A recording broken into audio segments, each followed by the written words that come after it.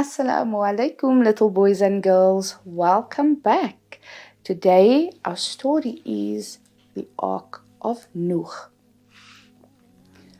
Long, long ago, there lived a pious old man whose name was Nuh alayhi salam. He was a prophet of Allah. In those days, people did not follow the true path. They did not worship Allah. So Allah sent Nuh alayhi salam to these people to give them the message of truth. But they all refused to accept his call. He tried his best for a very, very long time, but no one except for a few poor people paid any heed to him. The rich people turned against Nuh alayhi salam and tried to harm him. So he prayed for Allah's help, and Allah heard his prayers and asked him to build an ark. He told him that a great flood would come, which would be a punishment for the bad people. So Nuh alayhi salam started building a huge ark with the help of a handful believers. People laughed at them.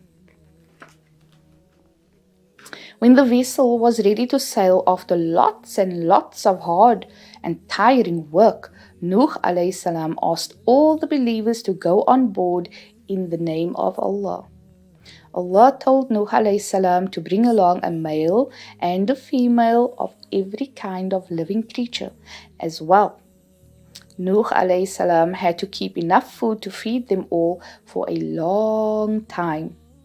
This was a big job, but Nuh alayhi salam and his followers carried it out with all sincerity. One by one, all the animals entered the ark. Some had wings and some had legs. Some crawled and some hopped. All came right into the ark in pairs. The ark became a huge barn for the animals and a safe houseboat for the believers.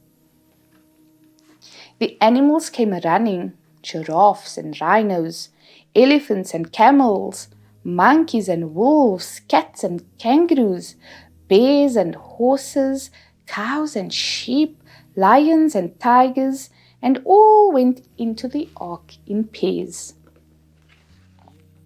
There were chickens and ducks, flamingos and hawks, peacocks and pelicans, ostriches and hens, to name but a few. Birds, both tiny and big, that flew high above the earth, came along too. All were gathered in pairs and led on board. Tortoises, snails, and turtles came crawling along the ground. Then came frogs and grasshoppers, who hopped right into the ark. Rabbits too ran races. Let's see who gets on board first. And finally came the crocodiles with their big jaws. No sooner had all the creatures come on board and the supplies had been stowed away than the black clouds began to cover the sky. First there was a drizzle, then the rains came. More and more rain fell each day. Day after day, rain and more rain. The whole world seemed to be dark. It became darker and darker with strong winds blowing from every side and water rising in huge waves as far as the eye could see.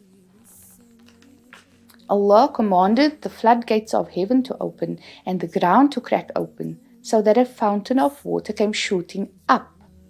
The rivers overflowed and water fell in torrents. The ark rose and fell on waves as tall as mountains.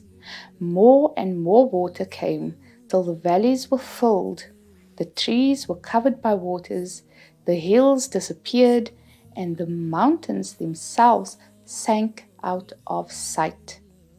The world was like an enormous sea. The only thing one could see was water everywhere. Far down below, all those who had paid no attention to the call of Prophet Nuh alayhi salam and remained on land were drowned in the mighty flood. With the rain hammering on the roof and a great wind that roared all around, the ark went on sailing amidst the waves. The thunder rolled and the lightning flashed from the angry skies. Everyone on board was very frightened, but Nuh alayhi salam kept praying to his Lord for his mercy at this great moment of trial. When the flood had reached its peak, Allah commanded the earth to swallow up its water and sky to hold back the rain. The water began to dry up. The rain had stopped. The clouds began to part. As the level of the water began to go down, the mountain peaks began to rear up out of it. The ark was caught by the peak of Mount Judy in a land known as Turkey and rested upon it. The Prophet Nuh alayhi salam and the believers who were with him thanked Allah for saving them from such a devastating flood. Everyone happily came out of the ark. The animals were led to safety. Nuh alayhi salam prayed, Lord, let my landing from this ark be blessed, for you alone can make me land in safety. In this way, Allah made the flood and the ark of Nuh a sign and a warning for future generations.